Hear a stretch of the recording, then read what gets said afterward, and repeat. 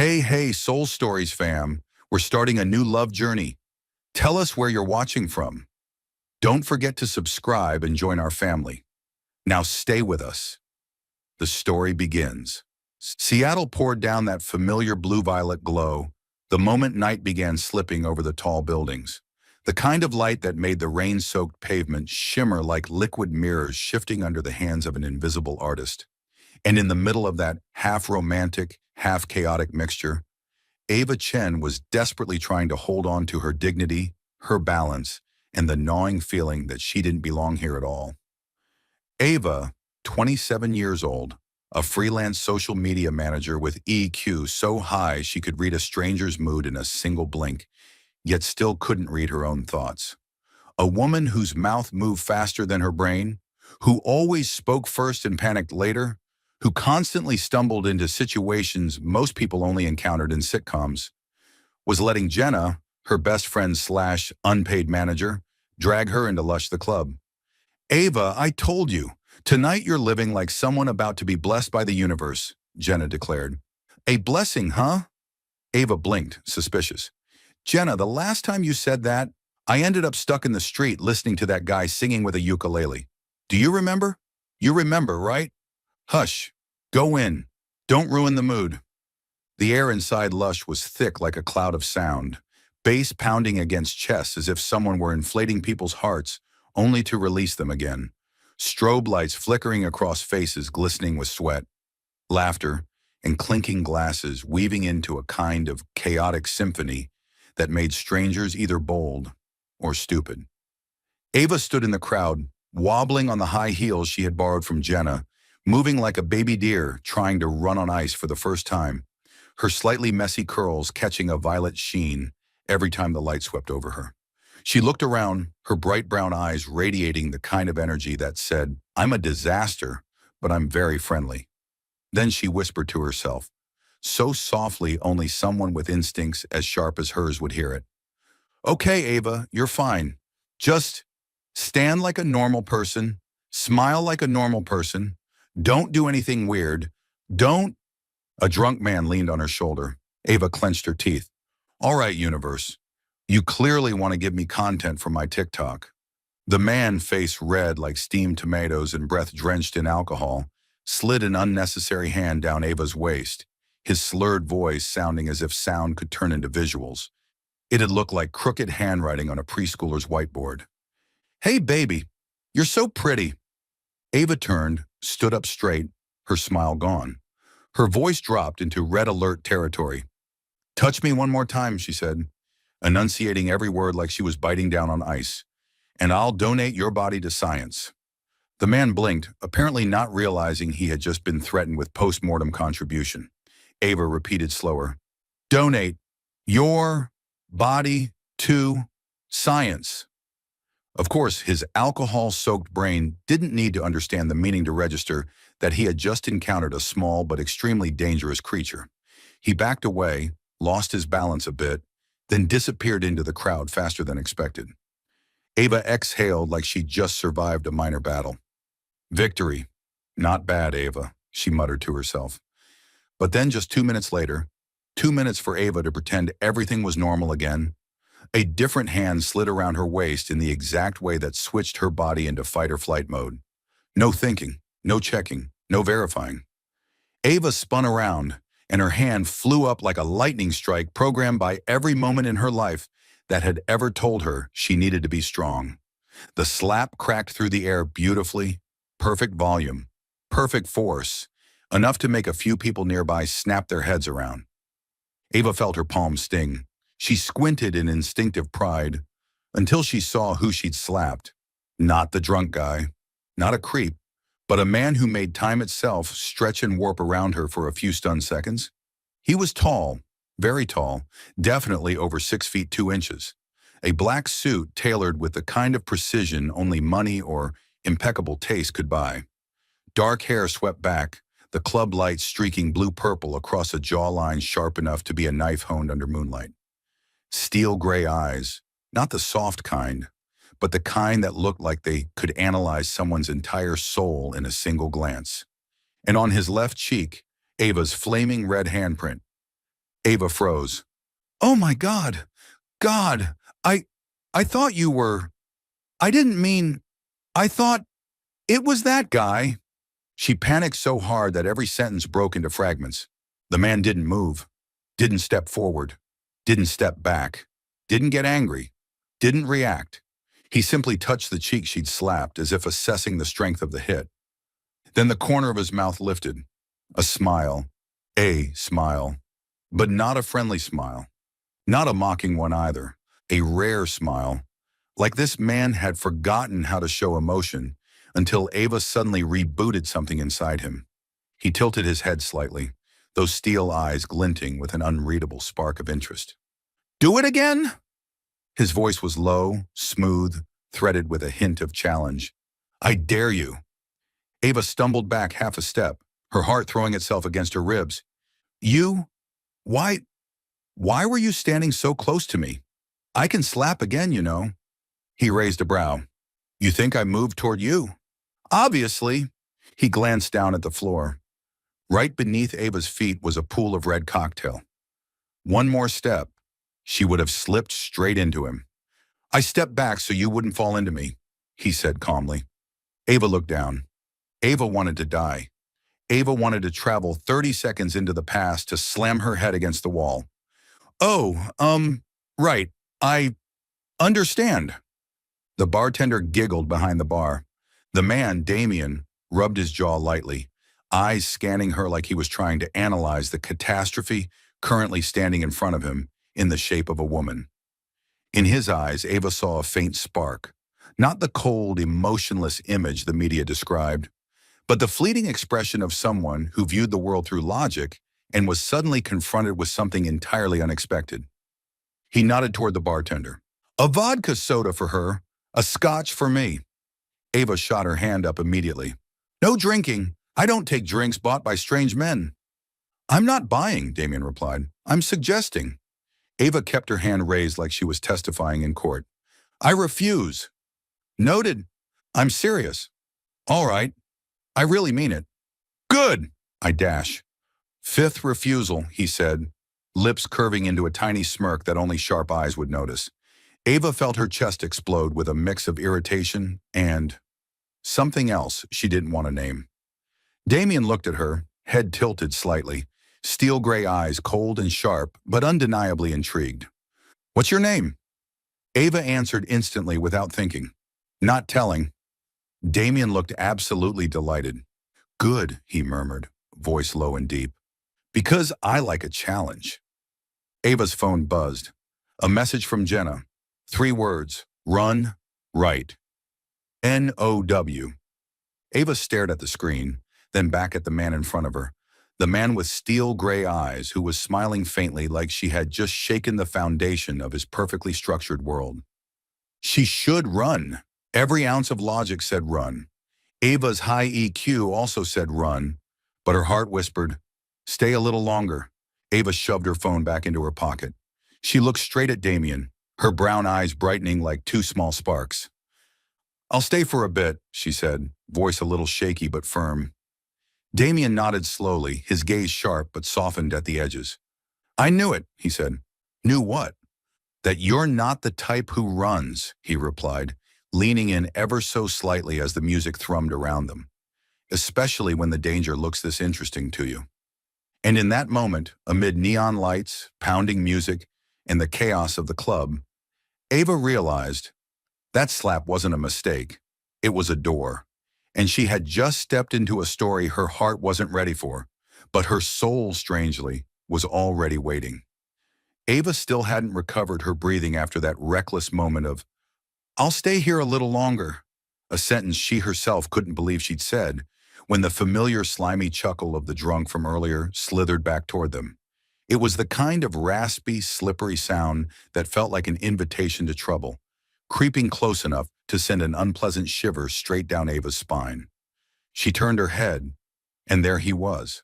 Same unfocused eyes, same wobbling posture searching for someone, occasionally zeroing in on Ava like he had his own private radar for women he thought were easy to approach. He stood only a few meters away, one hand gripping a bar stool, eyes squinting hard to locate her under the flashing lights. Ava's breath hitched. Oh God, he actually came back! Before she could step away or find a hiding spot, Damien stood up, not with the arrogant tilt of a man trying to look imposing, but with the smooth, decisive motion of someone used to making major decisions with a single breath. A kind of movement that instantly shifted the air around him, enough for anyone, especially Ava, to feel his presence change. Without saying a word, he slightly turned his head and made a barely visible gesture, a tiny nod, almost like a coded signal. From the dark behind the bar, two men in black suits emerged. No loudness, no theatrics, no flexing muscles. They simply walked up, took the drunk by the shoulders with the patience of people who'd done this 1,000 times, and removed him as casually as if they were dealing with an oversized trash bag someone had forgotten to take out. The drunk protested with a few slurred, "Hey, stop! What did I do?" But within seconds, he vanished through the club's back door. Ava froze. Her mouth is slightly open. Her eyes widen. Her hand was trembling around her glass in a very, wait, did that actually just happen? Way. She turned to Damien, still standing there calmly, as if nothing worth mentioning had happened. His gray eyes followed the drunk's exit for only a second before shifting back to her, so calm she wasn't even sure he had been the one who gave the signal, or if she'd imagined it. Just now, Ava swallowed. Did you just summon people? Damien blinked. Once. Very slowly. My security, he said, as if regular human beings had security guards lurking in the shadows, waiting to drag trash off the premises. Ava short-circuited, then blurted out the only reasonable question any normal person would ask. You're a regular person, right? Damien tilted his head. I've never claimed to be a superhero. You have security. Ava pointed toward the back door. Security who appear like ninjas. You gave a microscopic nod, and the guy disappeared. I mean, got taken away. She corrected herself. And you want me to believe you're not something dangerous? Damien looked at her with an unreadable expression, half as if he were trying not to laugh, half as if he were curious what other bizarre theories she would come up with. Do you want some water? He asked instead of answering. Ava stared at him, unblinking. You have security. Damien gave a tiny shrug, like it wasn't worth discussing. Yes. Ava stared as if he'd just confessed to being royalty from a distant planet. After several seconds of her brain twisting itself into a knot, she took a deep breath, like someone surfacing from underwater. Okay, I need something, not water. I can order another drink. No, I need information. Damien looked at her like he had never met anyone who demanded information right after slapping him. He reached into his inner jacket pocket and pulled out a business card. Not the flashy kind with a giant logo, embossed letters, or a QR code. Just pure white cardstock, with only two things printed in the center, Damien Blackwell, and a direct phone number. No job title, no company address, no CEO, no logo. So minimal it was intimidating. Ava held the card like someone had just handed her a tiny gun she didn't know how to operate. Just your name and number? She frowned. People who need to know. And people who don't matter. The response was cold and mysterious, but not condescending. Just factual. A glimpse of the world he lived in, a world Ava didn't understand at all. Why did you give me your number? Ava asked. So you can call me, Damien replied softly.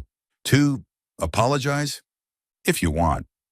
Then he turned and walked away, leaving Ava standing there with a business card whiter than her face at the moment. Ava sat in front of her laptop, legs propped on the chair, like a cat trying to calm itself after an emotional hurricane she had absolutely not prepared for. The business card lay in the center of the table, glowing under the lamp like someone had put a spotlight on it. Okay, Ava muttered to herself. I need to know who this man is. Security appearing out of nowhere? Mind control nods? Minimalist business cards? No, not normal. She opened Google, typed Damien Blackwell. And immediately Google reacted like it had been waiting to perform a dramatic drum roll. The first page exploded with results. Damian Blackwell, founder and CEO of Blackwell Dynamics, youngest billionaire in the Pacific Northwest, net worth 68.4 billion US dollars, the most private man in tech. Blackwell Industries, leading financial tech empire. Ava read that, and her heart simply stopped, then jumped, then collapsed, then dug itself 6 feet under. Oh no, oh my God. She grabbed her head, rolled off the chair, and sprawled on the rug like someone who had just discovered they'd accidentally committed treason. I slapped a walking ATM. She buried her face in a pillow. No, an unlimited super ATM. She hit the pillow again. An ATM that just smiled at me. Ava shot upright, holding the business card like a piece of cursed destiny. Why? Why? In a world with 8 billion people, did I slap the one mobile wallet worth $70 billion? Then she collapsed onto the desk, not from embarrassment, but because for the first time in years, her heart was beating in a strange new rhythm. A rhythm that was not safe at all. It took Ava exactly 16 hours to wrestle with what normal adults usually call a small decision. But for Ava, it became a civil war between logic, emotion, fear, and deadly curiosity. From the moment she stepped into her apartment, Ava placed Damian's business card right next to her moisturizer. Not because it belonged to the skincare category, but because that was the one place she knew she couldn't ignore every time she walked by. And every time she saw it, Ava fell into her familiar disaster loop. Round one, no. No way am I calling a billionaire. Billionaires aren't real people. Billionaires are folklore creatures in Forbes articles. Ava tossed the card aside. Round two, 3 minutes later. I slapped him. He smiled. The least I can do is apologize. She picked the card back up. Round three, 3 seconds after that. No! What if he sues me for harassment? Round seven. Call Ava. Maybe he won't pick up. And if he does, I'll just say, wrong number. Boom. Safe again. Round 11. She clutched her head. No, Ava. If it's a wrong number, then he'll know I saved it. And I haven't even saved it yet. Save or not save? Save for what? Delete for what? Round 16. She collapsed onto the sofa like she'd run a marathon. No, no calling. Absolutely not calling. The entire apartment fell silent until Ava's cat, Luna, soft-furred traitor, jumped onto the table, stepped on a cup, and sent water straight into Ava's laptop. Ah, Luna! You traitor! Why today of all days? The laptop died instantly. Water soaked into the rug. Luna calmly licked her paw. Ava pressed her hand to her forehead, hair a mess, feeling like her life was free-falling through a zero-gravity universe. She looked at the business card, at the ruined laptop, at the spilled water, then sighed, a long, exhausted, theatrical sigh. All right, I need a new drama to forget the old one. And Ava called him. She didn't think he would answer. Nobody answers on the first ring, especially not billionaires. Billionaires do not answer quickly. But Damian, Ava, one word, clear, low. So calm, Ava felt her soul getting yanked out of her body. She shot upright on the sofa. You knew I'd call. Yes, Damian answered, sounding like he'd known it since the moment they left the club. Why? Because you hesitate for exactly 16 hours. Ava's jaw dropped. You counted? No, I guessed. Soft music played behind his voice. Piano maybe, or some expensive sound, only rich people's homes naturally produced. Ava pressed the phone tighter to her ear. I called just to say I'm sorry for the slap, and for thinking you were a creep, and because It's fine, Damian cut in, smooth and slightly cold, but with a hidden softness at the edge. But if you want to apologize, have dinner with me. Ava snapped back instantly. I'm not free. A short silence. Not heavy, just sharp, like a smile that hadn't fully formed. Then Damian said, You're wearing a light blue pajama set and rewatching Friends Season 3. You're free. Ava froze, like a cartoon character stuck in mid-frame. How do you know? Your home camera is broken, Damien replied in the most casual tone, as if discussing the weather. I sent someone to fix it. Ava screamed, How did you get into my apartment?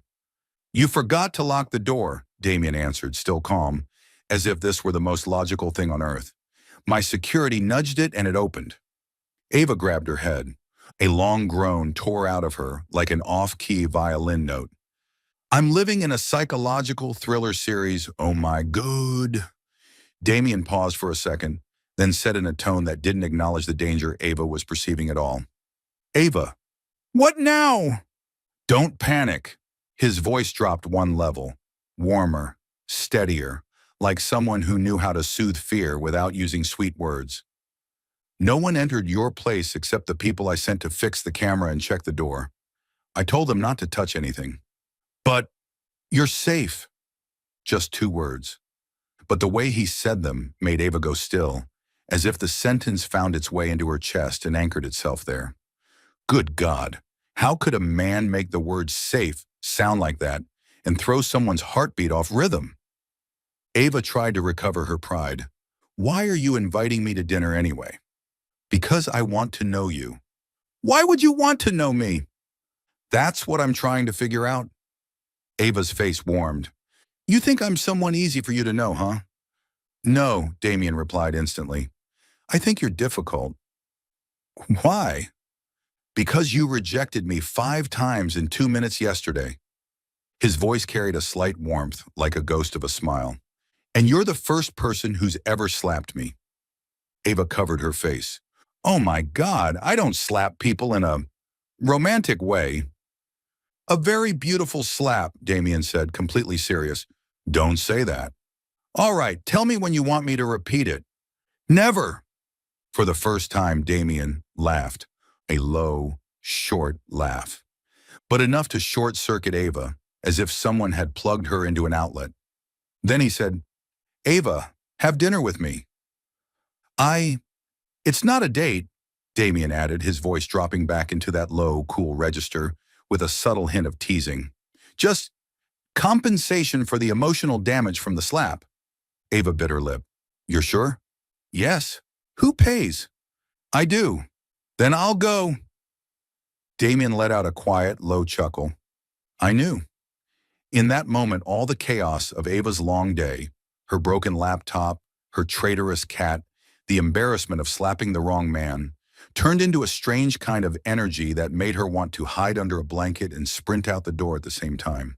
Not because she was scared, but because she was curious, attracted, buzzing with that electric feeling that ran down her spine every time Damien said something she hadn't even voiced yet.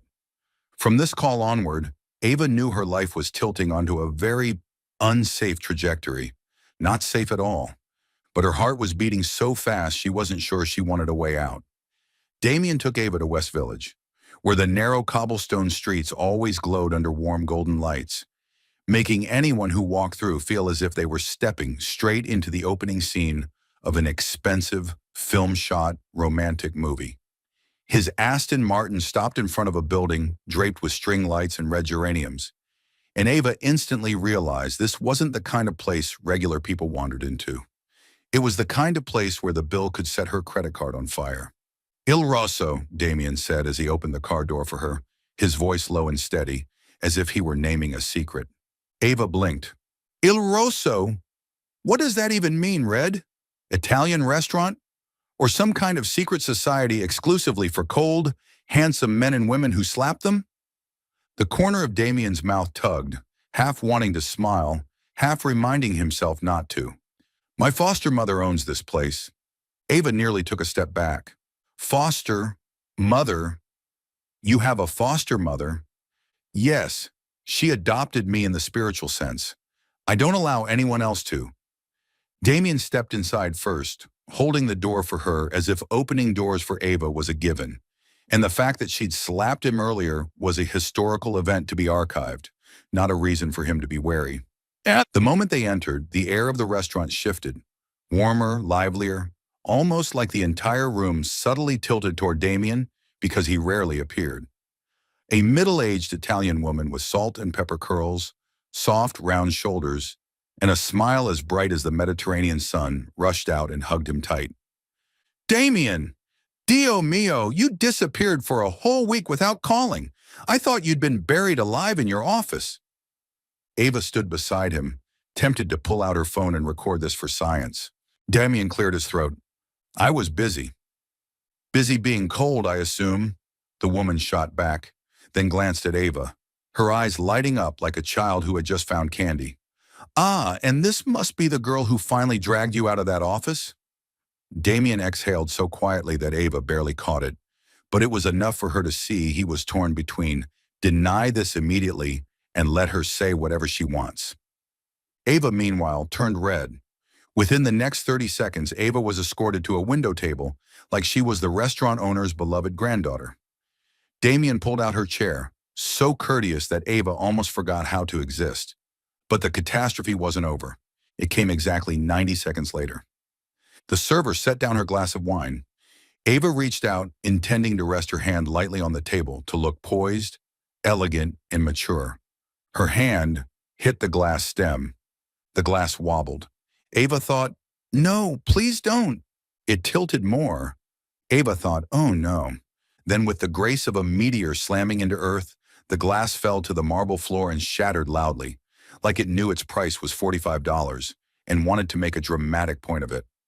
The restaurant went silent for 0.5 seconds. Ava froze like an ancient Roman statue. Oh my God, I'm so sorry. I'll pay for it. Damien placed a hand on the table, his voice calm and firm, the exact tone a man might use while ending a board meeting. Put it on my bill, and don't charge her for breaking the glass. Charge me. The server nodded. Damien's foster mother raised a thumbs up from across the room, cheering, possibly for her future son-in-law. Ava stared at Damien, whispering as if addressing a saint. You actually did that? Yes. He looked at her with eyes like still water, calm but so deep Ava wanted to run from her own feelings. Tonight is my treat. Ava sat down, heart pounding like a parade drum. More disasters followed, yet strangely pleasant ones. By the time the main course arrived, linguine in creamy porcini sauce that smelled divine, Ava had calmed down, while Damien watched her with a level of focus that made her chuckle and lean on the table. You're watching me like you're analyzing corporate data. I'm listening, Damien said. You talk a lot, but not about what you actually want to say. Ava narrowed her eyes. Fine, then I'll tell you something else. The worst story of my career. Damien gave a small nod, genuinely interested, and Ava began. No flair, no theatrics, just Ava. The day of my first job interview, she said, voice tinted with self-mockery, I prepared like I was a finalist on The Bachelor. Sleek hair, a white shirt so clean it could blind someone, portfolio documents clipped perfectly according to color palette. I thought my life was finally turning a new page. Damien tilted his head. And I walked into the glass conference room, Ava sighed, wearing 2 shoes of different colors.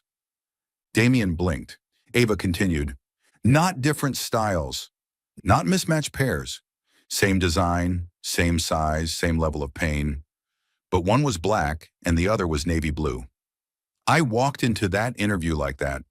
And of course, I didn't notice until all 6 people on the hiring panel looked down at my feet like I was a scientific phenomenon waiting to be published. Damien, who had only smiled twice the entire dinner, actually laughed, a real laugh. Low, warm, rare. Ava wanted to frame it. Encouraged, she went on, animated. And do you know what I did? I pretended it was intentional. I crossed my legs at a 27-degree angle, rough estimate, so the navy shoe would look like a reflection from the LED lights instead of a fashion disaster that made me want to change my name and move to another state. Damien laughed again, a longer, fuller sound. And in that moment, Ava noticed something strange. The faint loneliness in his eyes had softened, as if her ridiculous story had unlocked a door very few people ever got close to. He leaned forward, elbows on the table, looking straight at her. You make me laugh, Ava. That's not easy. Ava's heart flipped. So, what does this dinner mean to you? She asked, trying to keep her voice steady. Damien didn't avoid, didn't hide, didn't play coy. He simply said, I want to see you again. A simple sentence, but the way he said it carried more weight than most confessions. Ava looked at him, the corner of her mouth lifting. What? We'll see. Damien lowered his gaze for a second, and for the first time that evening, he smiled. A real, warm, devastating smile. The kind that could ruin the cardiovascular system of any ordinary human. Ava thought very quietly, oh no, Ava, you're in big trouble. The tall in a suit, devastatingly handsome, heart-destroying kind of trouble. Ava never thought that saying, I'll think about it at the end of dinner would turn into a curse that forced her to actually think about it. Because the very next morning, when she stepped out of her apartment with hastily tied up hair, a beige hoodie, and shoes she wasn't entirely sure matched each other, she almost crashed straight into someone standing at her door as if he had been programmed to appear exactly when she needed or didn't need him. Damien, in a charcoal gray suit, white dress shirt, silk tie, and eyes so calm they made Ava want to tilt her head and check if there was a hidden camera behind him. What are you doing here? Ava asked, clutching her tote bag as if it were a protective charm. Damien looked at her for 1 second, then said in a maddeningly even tone, passing by. Ava crossed her arms. You're passing by my building? In this neighborhood that has nothing but a Starbucks, a playground, and a balloon shop that only sells birthday supplies? Yes. Ava narrowed her eyes, tilting her head. You're passing by at 7:16 a.m.? Correct. In a suit? I have a meeting. Ava let out a long sigh. You're trying to run into me on purpose, aren't you? Damien didn't change expression. No. You're a very good liar, Ava said, but not better than my eyes. Damien blinked once, and Ava swore she saw the corner of his mouth twitch. Just slightly, like a silver ripple under ice. But Ava didn't want to get tangled with him anymore. She reminded herself of that. She and he, two different worlds. He lived on the top floors of this world.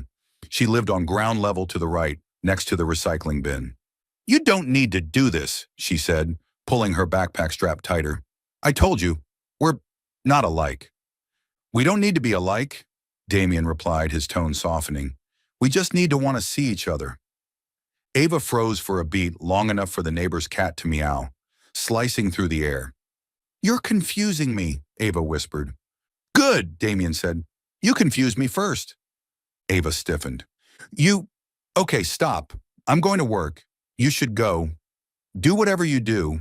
Make a few extra billion or something. Damien nodded as if she had just given him a very reasonable schedule. I'll call you. Don't, Ava started, but Damien was already walking away. She was determined not to see him again. But then, coincidence. Number 1. Ava went to the neighborhood grocery store to buy almond milk and a $1.99 sales cereal box.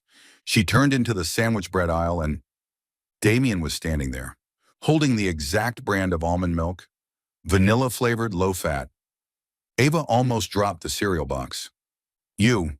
What are you doing here? Buying milk, Damien answered, completely innocent. Ava looked down at his shoes, Italian leather, $1,400. Deeply incompatible with this grocery store floor. She pointed at the carton. You picked the exact kind I buy? People say it's good. Who? I read reviews. Where? A cooking blog. Ava raised a brow. You read cooking blogs? Damien said nothing. Ava folded her arms and exhaled hard. You're trying to run into me, aren't you? Damien remained calm. No coincidence. You realize that sounds exactly like a horror movie line, right? Coincidence. Number 2. Later that afternoon, Ava went to a cafe to work. Her laptop barely warmed up when a tall shadow slid into the seat across from her. Damien. His laptop opened. A black coffee beside it. No asking, no checking. Just sitting there and existing with heavyweight intensity. Ava whispered, Don't tell me you also coincidentally came to this cafe. Damien nodded. It was a coincidence. This cafe is 30 minutes from your office. I have a driver. Ava sighed, pressing a hand to her forehead. What are you doing? Damien stayed silent so long Ava thought he wouldn't answer. But finally he spoke. Soft, slow. I'm trying to understand you. Ava went still, not because she didn't know what to say, but because the way he said it made her heart slip down an invisible staircase. Damien wasn't scary, not cold in the cruel sense. He was just someone who had been broken once and glued himself back together with a thin layer of ice. Up close, Ava could see loneliness clinging to him like gray morning light. She asked softly, "Why are you like this? Distant? Quiet? Like there's a whole mountain range between you and everyone else?" Damien looked at her. His eyes slowed. "I was engaged," he said. "She died of a heart condition. 6 years ago." Ava put her pen down. "Since then," Damien continued, voice steady, "I work. Only work. Didn't want to get close to anyone. Didn't want any more pain." Ava tightened her hands in her lap.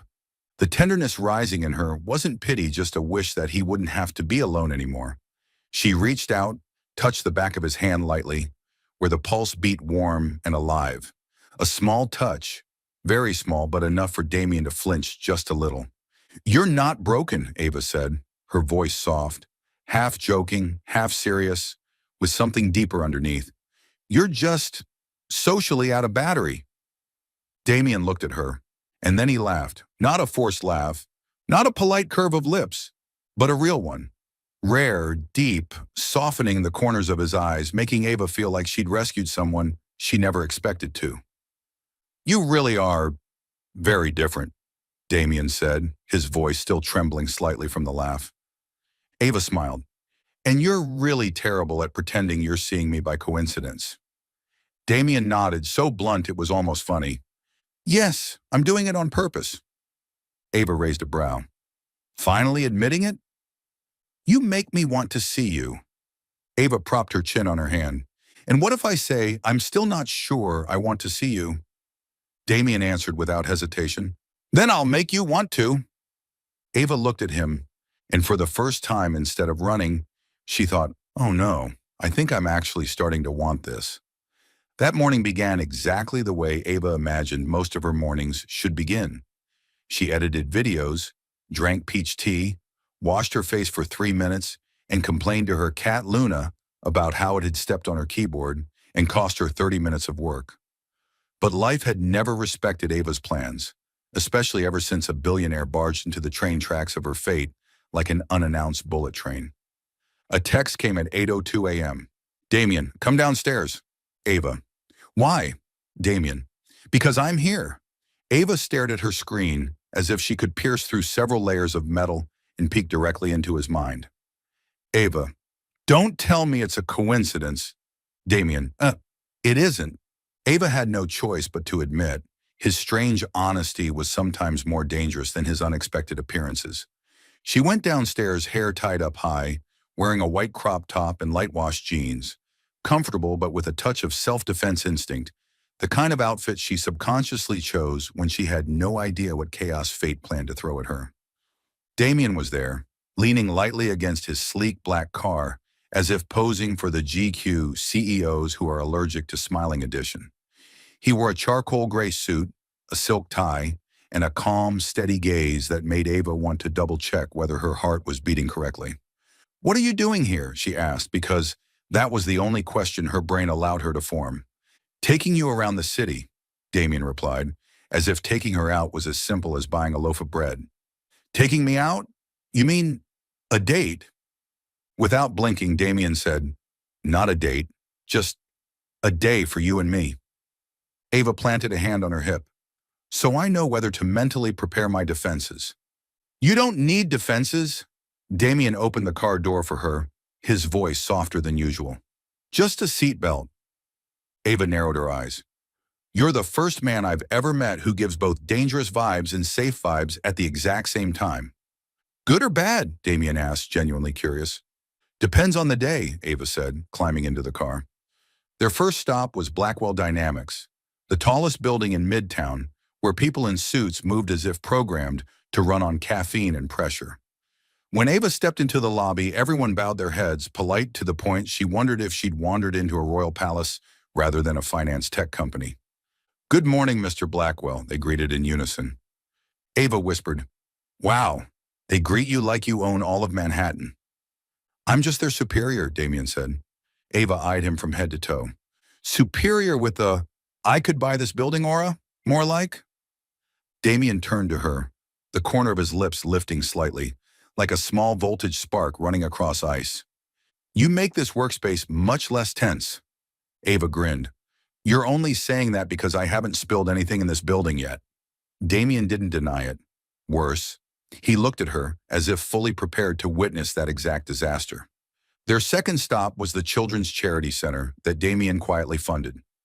Ava stood in a classroom full of messy crayon drawings, listening to kids chatter and run around, watching Damien kneel to hear a little girl explain her math homework as if he had all the time in the world for that conversation. "You fund this whole place?" Ava asked, her voice softening. "I only contribute a part," Damien replied, eyes lingering briefly on a group photo on the wall before turning away. "I don't want my name on the board." Ava watched him, really watched him, long enough to see the patched-up pieces of his past behind each measured breath.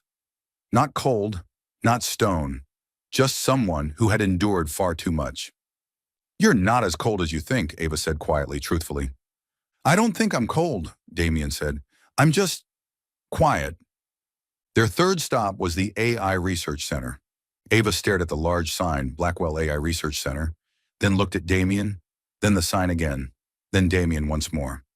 "Are you secretly preparing to manufacture robots to take over the world?"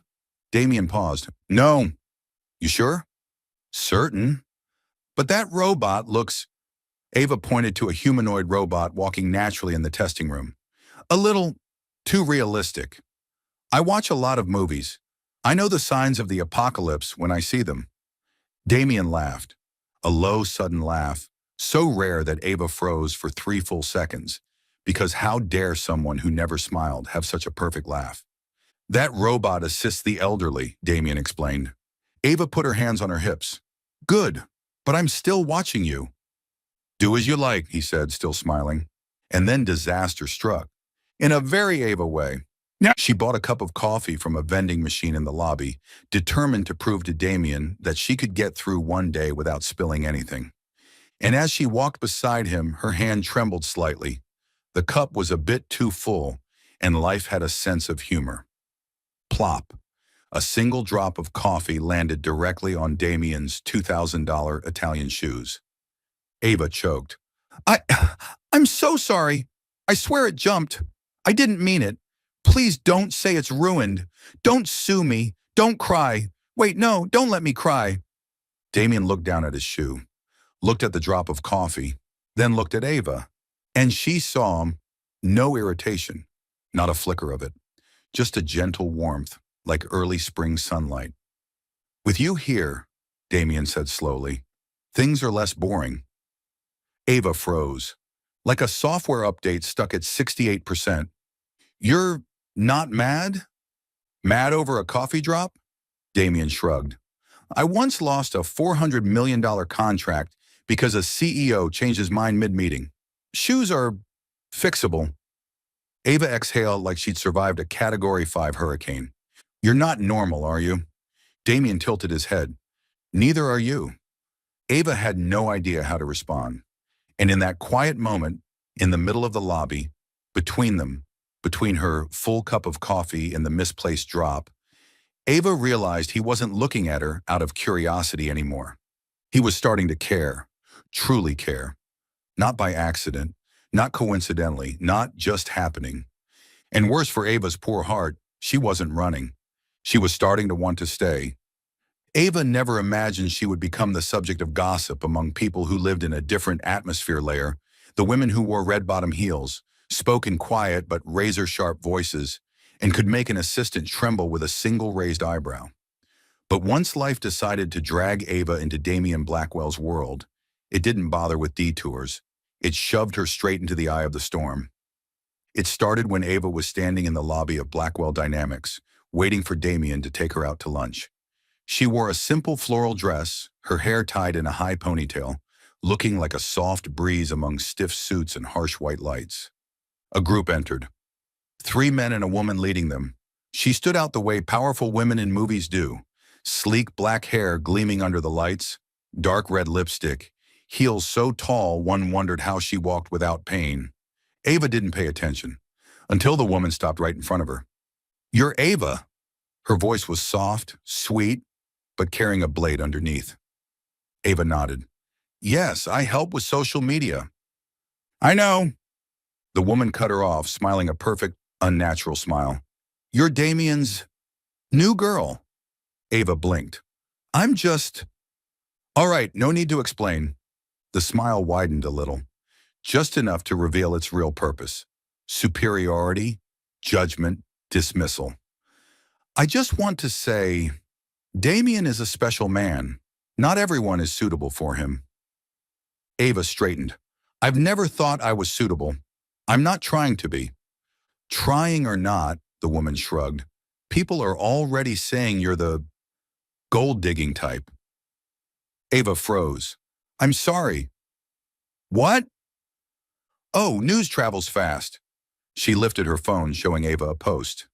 "Mysterious girl seen with CEO Blackwell? New girlfriend or just another wallet hunter?" Ava felt her body shrink as if splashed with cold water. "And there's more," the woman said, her voice free of even a hint of sympathy. "People claim they saw you at a club, flirting with men, clinging to VIPs for free drinks. There are pictures. Low quality, but enough." Ava's breath hitched. The sting in her chest was sharp, not because she believed the accusations, but because she recognized this woman's type too well. Beautiful, powerful, wealthy, and familiar with Damien. "Why are you telling me this?" Ava asked, trying to keep her voice steady. The woman shrugged again as if discussing the weather. "Simple, I know Damien, and I know he won't tolerate someone tarnishing his reputation." Ava pressed her lips together. "Let me guess. You care about his reputation because you like him?" This time the smile vanished, replaced by an icy stare. "I've pursued Damien for 3 years," she said, every word sharp, "and I hate seeing a normal girl catch his attention." Normal. The word pierced deeper than Ava expected. The woman turned, her heels clicking on the marble floor with cold precision. Ava stood there, hands trembling, throat tight. Not because she believed the rumors, but because she knew women like her, beautiful and powerful and confident, would not stop at this. Ava inhaled deeply, letting the breath touch that old ache she'd carried since childhood. The pain of being judged, misunderstood, always the outsider. She knew that feeling too well, too familiar, too close. When Damien stepped out of the elevator and saw her face, he immediately walked over, his gaze sharpening like a blade. "What happened?" he asked. Ava shook her head and forced a smile. "It's nothing. I think I should leave." "Ava!" His voice dropped, almost commanding. "Look at me." She looked, and in those eyes, the cold eyes of the world he lived in, she saw something no one else could. Worry. Real worry. Ava exhaled and chose honesty. "Someone said, I'm using you for money.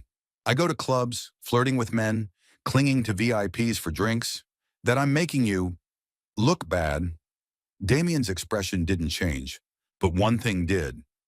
The air around him grew colder, like a freezer door had opened. "Who?" His voice was so low it was barely audible. "I don't want to cause trouble. I just think you and I aren't from the same world. I don't want to make you—" "Ava," Damien interrupted, slow and precise. "Stop." She fell silent. He stepped closer, close enough for Ava to feel his breath, close enough that every sound in the lobby faded away. "I do not allow anyone to hurt you." His voice wasn't loud, but sharp as forged steel, and it sent goosebumps up Ava's arms, not from fear. Damien pulled out his phone. In the next 30 seconds, Ava witnessed Damien Blackwell, CEO, in a form she'd never seen. His voice turned icy. Delete every piece of that garbage within 10 minutes. I want the source of the leak. If anyone in my company helps spread it, they're fired. Ava stood still, watching a quiet but devastating storm. When he hung up, he looked at her, his gaze no longer cold, but resolute. Done. Ava blinked. What? Already? I don't like filth. Then with a voice so low it made her heart skip. And I don't let anyone touch someone I care about. Ava opened her mouth, but no words came out. Damien lowered his voice even more, as if declaring something meant only for her. From now on, if anyone asks, I'll say you're the person I'm seeing. Because it's the truth. Ava froze completely. Damien held her gaze. Long, serious, unwavering. If you want to walk away, I'll let you, he said. But don't walk away because of a few jealous people. And in that moment, surrounded by marble floors and cold lights, Ava felt something open inside her, something frightening and beautiful all at once, leaving her with nothing to do except breathe. And for the first time, Ava understood. Damien wasn't just curious about her anymore. He was fighting for her. Damien didn't invite Ava to his penthouse the way a powerful billionaire might, by announcing the schedule in a voice cold as marble. He asked gently, almost cautiously, as if the man who could shake the entire tech market with one phone call was somehow afraid she might say no. And Ava, after too many days caught in a whirlwind of rumors, ridiculous drama, and the constant feeling that she didn't belong in his glamorous world, finally realized. Her heart had said yes long ago. Damien's penthouse was beautiful enough that Ava had to stand in the doorway for a full 5 seconds just to breathe. It wasn't the rigid luxury she expected. It was spacious, warm, bathed in golden light, lined with towering bookshelves, abstract art on the walls, a glossy black piano in the corner, and massive glass windows opening to a cityscape that looked like an endless map of light. This place, Ava spun in a slow circle. It looks as good as finding the last snack in the cabinet at 2 in the morning. Damien laughed. A real laugh, unrestrained, unfiltered, and Ava suddenly felt like she had done something extraordinary. In the kitchen, Damien rolled up his sleeves, revealing strong forearms that forced Ava to look away before her eyes started wandering anywhere they shouldn't. You actually know how to cook? She asked, suspicious. I don't know how to cook, Damien said, dead serious. I cook very well. Ava squinted. I once dated a guy who called himself a culinary artist, and the only thing he used more than his mouth was my microwave. Damien set the knife down and stared at her for a long moment. You make me want to laugh and press charges against that man for damaging your ability to judge men.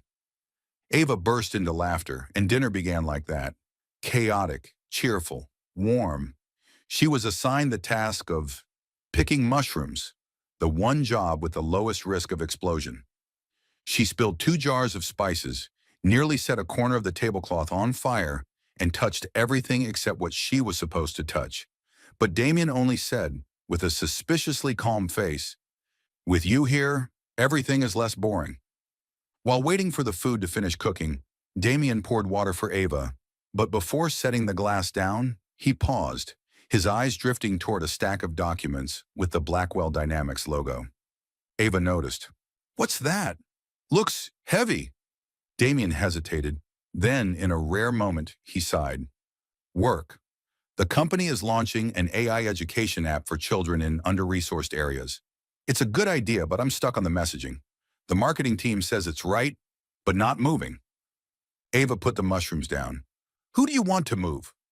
Parents, Damien answered instantly, but without being too commercial and not overdone.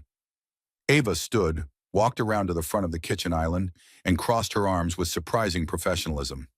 The problem isn't the product, it's the storytelling, she said, her voice slipping into a rare serious tone. You're selling hope, not features. People don't care that your app has 200 AI lessons. They care about how it makes their kid feel more confident. Damien looked at her like he had just discovered a new planet. Ava continued naturally, like she was brainstorming for a client. You tell the story of a child who doesn't have tutoring, doesn't have fancy devices, a kid like millions of others, and your app helps them do homework more easily, understand faster, and feel less stupid. That's when a parent's heart softens. Damien still said nothing. Ava glanced at him shyly. I mean, if you want a perspective from a normal person, I'm the most normal person you'll ever meet. Damien set the knife down completely, leaning on the counter, eyes fixed on her. Ava, what? You just solved a problem 12 people couldn't solve in 3 months. Ava blinked. I just said what I thought. Don't look at me like that. I'm scared. What look? The look of someone about to hire me as CEO. Damien laughed. Deep, rich, beautiful enough that Ava wanted to bottle it and drink it like a vitamin. No, he said, stepping closer. Too close. I'm just astonished and impressed. Ava blushed. Damien didn't compliment people often, even less often with sincerity. No embellishment, no awkwardness, just truth. She picked up a mushroom with trembling hands. Put me back on the shelf. I'm malfunctioning. Damien placed his hand lightly over hers. Ava, you're smart, in a very practical way, very rare. And Ava, who always joked, always shrugged off her own worth, suddenly felt seen, truly seen. Dinner unfolded with a warmth that made Ava wonder if Damien had hired an atmosphere designer. Soft golden lights, the cozy steam rising from the mushroom cream soup he placed on the table, and the faint scent of sauté onions lingering in the air. But then she realized, no, he created this warmth simply by being present in a way no other man ever had. She took a spoonful of soup, her eyes widening. Oh my God, this is so good it makes me want to ask if you used magic or signed a contract with the devil. Damien leaned back, arms crossed lightly, his lips curving almost proudly. You like it? Like it? Ava set the spoon down and cupped the bowl with both hands like a worshiper holding holy relics. Damien, this isn't just good. This is the reason I'll remember you if I lose my memory tomorrow. This is auction-worthy soup. Damien chuckled, deep and soft, warm enough to melt every corner of her heart. Ava took another spoonful, and then Damien tilted his head. Ava, he said slowly, you have a little something right here. She blinked. Where? He pointed at his own face. Ava dropped the spoon and touched her nose. On my nose? No way. Who gets soup on their nose? You, Damien said, his voice holding the gentlest amusement. She reached for a napkin, but he was already on his feet, circling the table. Ava sat up straight, trying to appear calm while her hands gripped the tablecloth like it was her last lifeline. Damien bent down, close, too close, so close Ava could feel his breath brush her skin. He picked up the napkin, moving slowly, gently, like he was touching something fragile. Hold still, he murmured. Ava swallowed hard. The napkin grazed her nose, soft as a breeze. Damien tilted his face slightly, his eyes never leaving hers. The moment stretched long enough that time seemed to forget to move. The room narrowed to just the two of them. The lights dimmed. Ava's heartbeat turned chaotic and irregular. Damien remained close, close enough that she could see the exact shade of his eyes clearer than the city lights behind him. And he whispered, all done. But he didn't move away. He stayed right there, very close, too close. Ava felt his warmth, his unexpected gentleness, and something else, like a spark catching in the air between them. Damien's voice dropped lower. Why are you trembling? I'm not trembling, Ava said too quickly, then trembled. Damien let out a soft laugh, a warm breath brushing her lips. They were half a heartbeat away from a kiss. Ava felt her heart truly ignite. But just as Damien leaned in a little more, Ava pulled back a tiny inch, enough to make him pause, enough for her to breathe again. She whispered, pressing a hand to her chest to keep her heart from escaping. I think I need water, right now, like, really right now. Damien looked at her, a flicker of surprise passing through him before a thin, gentle, respectful smile appeared. All right, he said, stepping back slowly, as if not to startle her. Water, but Ava... What? Next time, he said, voice low and certain. I'm not letting you step back.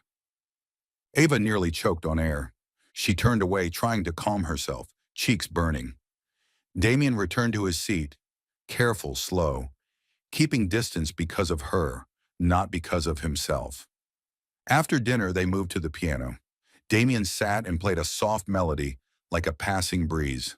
Ava perched on the edge of the bench, swinging her legs to the rhythm, looking like a child seeing a more beautiful world for the first time. You like it? Damien asked without turning. I do, Ava said. It feels like the music of a man who's been hurt but still wants to live.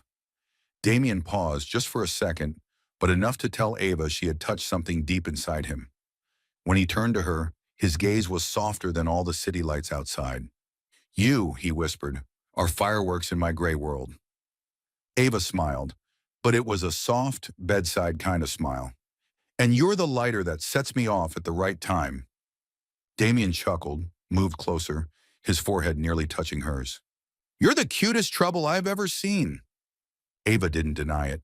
She only whispered, what do you see in me, really?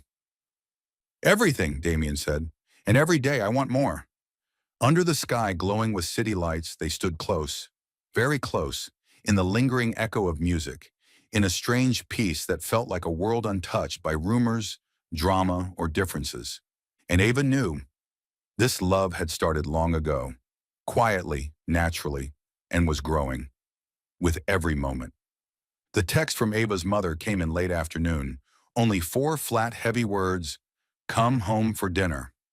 No period, no questions, no warmth, just 4 words that dropped into Ava's chest like a brick. She wanted to pretend she didn't see it, but she exhaled, folded her phone shut as if she were locking a trap around her own wrist. Damien was clearing a few reports on his desk, the warm desk lamp casting a golden glow across his cheekbones, making him look both sharp and strangely gentle. The kind of gentleness not everyone ever got to see.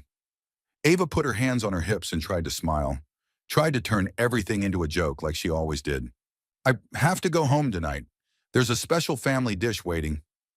Damien looked up, eyes narrowing slightly. What dish? Ava shrugged, acting as casual as she could. Oh, stewed disappointment with pressure, cooked on high heat, served with a side salad of comparisons. Damien let out a soft laugh, assuming she was joking as usual. But Ava's smile didn't reach her eyes. He watched her longer than normal.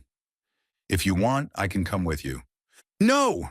Ava shot back too fast, too forcefully. No need. Don't come. Damien paused, his gaze darkening. He wasn't a man of excess words, but he was perceptive enough to recognize when something beneath her bright exterior was cracking. You sure? He asked quietly. Sure. Ava forced out a small smile, but he saw right through it, a thin layer of paint covering something much deeper and far more painful. Ava's family home was a normal 2-story suburban house, but stepping inside never felt normal. It was thick with judgment, Cold War silence, and that heavy atmosphere that made Ava, at 27, shrink back down to 17 the moment she crossed the threshold. Her mother opened the door, gave her a top-to-bottom look, then sighed. You're wearing that to dinner? Ava smiled faintly, bowed her head, voice soft. I just came straight over, so... Her sister sat at the table, sipping wine like a lifestyle magazine editor. You're still doing those silly freelance things? When will you get a real job, Ava? Ava swallowed the sting and tried to joke it away. Well, freelance is free as in freedom, and lance as in scatterbrained, her sister cut in. Her father only glanced up from his phone for 2 seconds. You're 27 and still haven't accomplished anything. Time to get serious. Ava smiled, a thin, shaky smile that never touched her eyes. Dinner dragged on like an endless report, every sentence circling the same theme. Ava wasn't enough. Ava wasn't like others. Ava wasn't someone to be proud of. Your friends are all getting promoted, her mother said sharply. And you? Still joke around, still refuse to grow up. Ava bowed her head, her voice barely a whisper. I'll try harder. The dining room door creaked open. Ava turned, and her heart dropped straight to her feet. Damien stood at the doorway, tall, cold, but his eyes carried something that made Ava want to disappear. Not anger, not disappointment, but pain. Pain from seeing her made small, extinguished, treated as if her worth meant nothing. Ava, Damien said, his deep voice soft, you didn't reply to my messages. I thought something happened. Ava flushed red, panic flooding her as she jumped up. Why, why are you here? I didn't want you to see this, she stammered, avoiding his eyes, suddenly ashamed of her family, of herself, of letting him witness a part of her she always hid. And Damien, the man who always controlled his emotions, stood still for a long moment, as if restraining himself from wrapping her in his arms right there in front of everyone. Then he stepped inside, calm, grounded, polite, but sharper than any kitchen knife in her mother's drawer. Her mother asked, suspicious, like he was trying to sell insurance. And you are? Damien answered without even a beat of hesitation. I'm the man seeing Ava. The entire table froze. He looked at each person one by one, gaze cold but not rude. And I don't think any of you know how exceptional she is. Ava's sister let out a dry scoff. Her? Damien remained steady. Ava is smart, creative, and quick. 3 of my company's brainstorming teams couldn't come up with an idea she thought of in 10 minutes. Ava's eyes widened, face turning cherry red. Her father stammered, flustered. Well, she's been hard to handle since she was little. Damien cut in, razor polite. I don't think Ava is hard to handle at all. She's simply been underestimated for far too long. Ava felt something heavy lift from her chest, like someone had finally dragged away the wall crushing her. She almost cried right there. Outside in the yard, Ava practically ran to get air. Damien followed behind, draping his coat over her shoulders without a word. When she stopped, he finally asked gently, why didn't you tell me? Ava clenched her fists, her voice cracking. I'm not as strong as you think. I just got used to pretending I'm okay. But when I'm there, I turn back into the kid who's never good enough. Damien lifted her chin with one hand, his thumb brushing away the tear that slipped out. Ava, strength doesn't mean you don't feel pain. It means you stand back up even when everyone's trying to pull you down. She sniffled. I was afraid you'd see me like that. I was afraid you'd think I'm pathetic. Damien cupped her face in both hands, his voice low and solid. The voice of a man who, once he decides something, protects it fiercely. I don't love the version of you that looks strong. I love the parts of you that hurt, that fear, that tremble, because that's the real you. Ava broke down. No more jokes, no more hiding. For the first time, she let someone see every scratch inside her, and Damien held her. Not the possessive protectiveness he once showed, but an embrace for a heart that was trembling yet brave. On the drive back to the penthouse, Ava rested her head on Damien's shoulder, her voice soft as a confession breaking free. You're not scared of me being complicated? Damien kissed her forehead, gentle, firm. Ava, if you're complicated, then I'll spend my whole life learning you. Ava smiled through her tears, and in that moment, they were older, closer, and more deeply in love than either of them ever expected. Damien's penthouse was so quiet that night, Ava could hear her own breathing echo softly through the wide space. Not the cold, empty silence you'd expect from a place too large and too expensive, but a safe silence, the kind that felt as if every storm outside had been locked behind that heavy metal door. Ava curled into Damien's hoodie, her eyes still slightly red from her confrontation with her family, while Damien stood in front of the bookshelf, his hand resting gently on a smooth black wooden box. He hesitated for a few seconds before turning toward her. Ava, he said, his voice low but gentler than usual, I want to show you something. If you're ready. She nodded without a single moment of doubt. Damien opened the box. Inside was an old, slightly faded photograph. A young woman with a bright summer smile, her arm wrapped around Damien's waist. Ava recognized immediately. This was the woman who had once been his fiancée. She was beautiful, soft, and the look in Damien's eyes in that picture was a look he had never given anyone in the time Ava had known him. Ava placed her hand gently on the frame.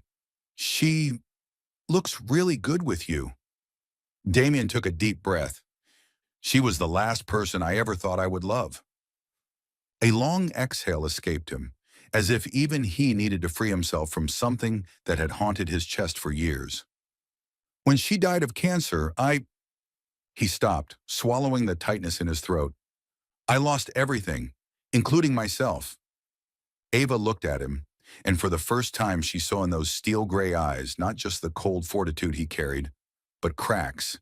Deep, long, painful cracks, where even light struggled to get in. Damien lifted a black leather notebook from the box. "This was what I wrote during the time when I almost wanted to disappear from the world." Ava opened a few pages. Messy handwriting, sometimes just short sentences, sometimes long passages heavy with unbearable grief. "I can't feel colors anymore. People say time heals, but time only stretches the pain. There is no reason to smile." Ava held the notebook tighter, as if she were holding his heart in her hands. Damien sat beside her, their shoulders barely touching. "I thought my heart had died," he said slowly, as if afraid his own words might hurt him. "Until you slapped me." Ava choked. "So what you're saying is, I'm like mobile CPR?" Damien laughed, a real laugh, deep and warm enough that Ava stared at him to make sure he wasn't an AI-generated hologram. "Yeah," he said, tilting his head at her. "The only kind of CPR that makes me want to get slapped again." Ava blushed so hard she wanted to crawl under the sofa. She took a breath and opened her own heart, doors she had never opened wide for anyone. "I don't have beautiful memories with someone the way you do," she said, fingers twisting together. "My childhood was like living in a house that was always about to collapse." Damien stayed silent, listening. "My mom always said I was useless. My sister looked down on me. My dad treated me like air." A small, sad smile touched her lips. "I was never enough, so I used humor to survive. I joked to pull people closer. I acted silly to hide fear. I was cheerful to cover how lost I felt." She bit her lip. "You're the first person who ever saw me as smart." Damien turned fully toward her. "And the first person who ever told me I had value." Ava let out a soft breath, as if releasing the heaviest part of her life. "You're my light, Damien." He touched her hand. "Ava." She lifted her head, and his eyes, the same eyes that once froze entire boardrooms, were now soft as silk. "Ava," Damien said, each word steady and gentle. "I love you." No grand gesture, no dramatic setting, just two people sitting close, offering each other every hidden wound and every piece of love that had been waiting too long. Ava smiled, tears shimmering. "I love you too." 6 months passed, the way summer sunlight slips through a window. Quiet, warm, steady. Ava flourished in her career, not because of Damien, but because of herself, with him merely helping her stand in the place she had always deserved. She became more confident, more independent, and at times even surprised by the new version of herself. Damien changed too, in subtle, tender ways. He laughed more, walked lighter, and learned how to live like a man who finally saw a beautiful future ahead. The proposal. That night, the penthouse rooftop was covered in white flowers, soft as clouds, smelling like spring breath. Gentle lights lined the pathway, the breeze brushing Ava's dress as if guiding her into another world. Not his world, but the one they had begun building together. Damien wore a black suit tailored so perfectly that Ava wanted to commit a crime. He took her hand and led her to the center of the rooftop, where small lights formed an imitation Milky Way. "Ava," he said, standing before her, eyes both proud and trembling, just slightly. "That slap was the best luck of my life." Ava flushed, wanting to deny it, but her heart had already gotten there first. Damien knelt, opening a white velvet box. "Will you make me the luckiest man in the world?" Ava's tears fell before she could speak. She laughed through them. "Yes, and if you annoy me, I'll slap you again." Damien looked up, his lips curving into the dangerous smile she loved most. "Perfect," he murmured. "I dare you." And as he slipped the ring onto her finger, As rooftop lights blended with the stars, as the breeze wrapped gently around them, Ava realized sometimes love begins with a slap and ends with the softest promise in the world.